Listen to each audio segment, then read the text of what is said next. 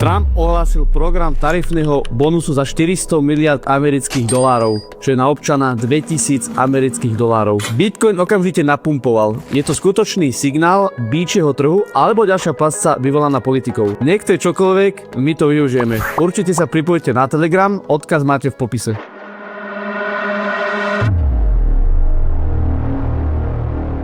V tomto videu rozoberiem makrologiku, dáta v reťazci a kľúčové technické úrovne, ktoré stoja za týmto odrazom, aby som vám vysvetlil, ako s tým môžete pracovať aj vy. Posledný mesiac, ktorý zaťažovali obavy z možného uzavretia vlády USA. Vládne služby boli pozastavené, platby meškali a dôležité ekonomické správy neboli zverejnené. Všetko sa zdalo byť zaseknuté. Teraz sa veci konečne zmenili. Senát konečne schválil návrh zákona a vláda znovu otvorila svoju činnosť. Takmer v rovnakom čase Trump náhle oznámil, že národu rozdelí colný bonus vo výške 400 miliard dolárov. Každý dostane najmenej 2000 amerických dolárov. Trhy reagovali rýchlo. Bitcoin pumpol a vyzerá to tak, že rizikové aktíva by mohli začať oživovať. Ale veľká otázka znie: je toto začiatok skutočného bull marketu? Alebo len ďalší krátkodobý narast spôsobený vládnou politikou? Dnes si rozoberieme, čo sa vlastne deje a prečo sa to deje. Toto odstavenie vlády bolo najdlhšie v histórii USA. Celých 35 dní. 100 000 federálnych zamestnancov prišli o plat a niektoré sociálne služby boli zastavené. Dôvera na trhu sa rýchlo zhoršila. A najzávažnejším dôsledkom nebola politická situácia, ale úplné vyčerpanie likvidity. Keď Senát konečne hlasoval za znovu otvorenie vlády, trh si mohol konečne vydýchnuť. Rizikové aktíva, hlavne Bitcoin, sa okamžite zotavili. Bola to ako pružina, ktorá bola príliš dlho stlačená a ktorá sa v priebehu niekoľkých hodín po oznámení rýchlo vrátila späť. Trh nám hovorí, že likvidita je späť. Trumpov plán colných bonusov je nepochybne druhou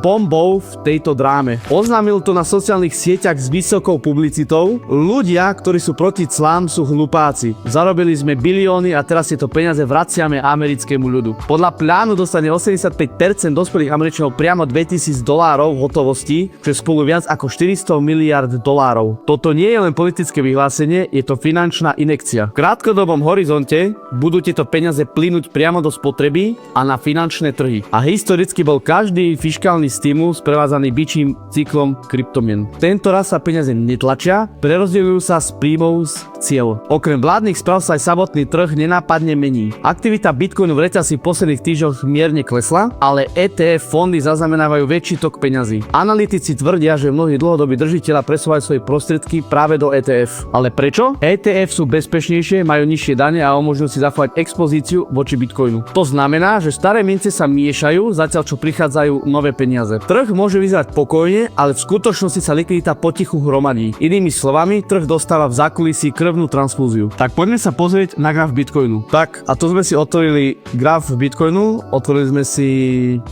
denný graf a tuto vidíme all time high, kde vám to môžem takto jednoducho znázorniť.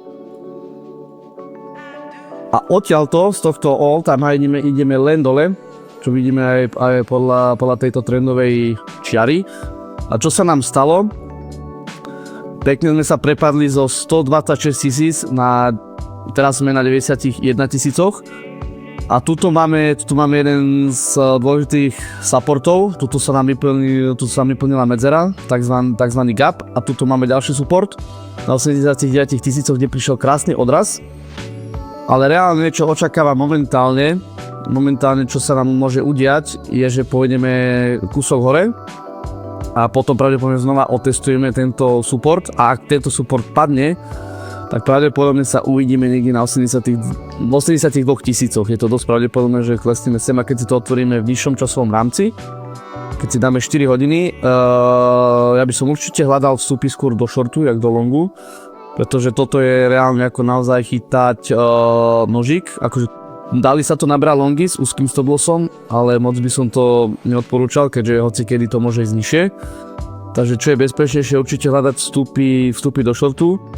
Kde by som pravdepodobne vstúpal do shortu je niekde, máme si horizontálnu čiaru, niekde na tejto úrovni by som hľadal shorty s úzkým stop lossom.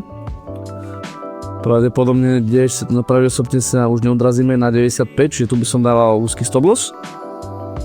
A kde by som dával take profit, tuto vstup, tuto máme stop loss a take profit by som kľudne dával niekde ohľadom tejto úrovni, pretože pravdepodobne tu sa môže stať, že tu sa budeme často odrážať, takže niekde tu by som dával take profit, tu vám označím takto zelenou a keď si dáme short position,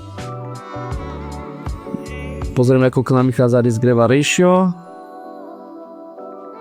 2,60, no 2,7 plus minus, není to úplne ideálne, ale je to relatívne bezpečný setup.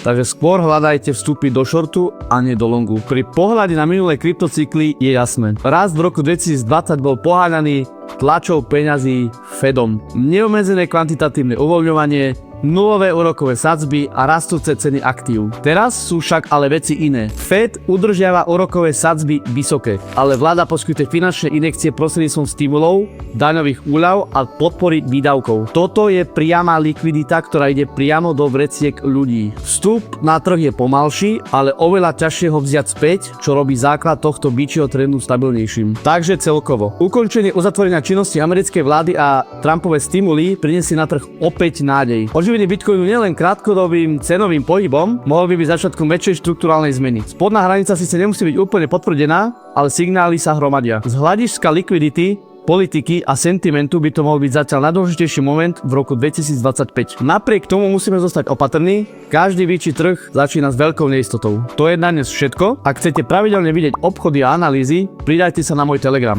Zdieľam tam možné obchody a aktualizácie. Naskenujte QR kód alebo kliknite na prvý odkaz v popise a prihláste sa. Uvidíme sa tam. Nezabudnite sa prihlásiť na odber, dajte like, ak sa vám toto video páčilo a uvidíme sa pri ďalšom videu.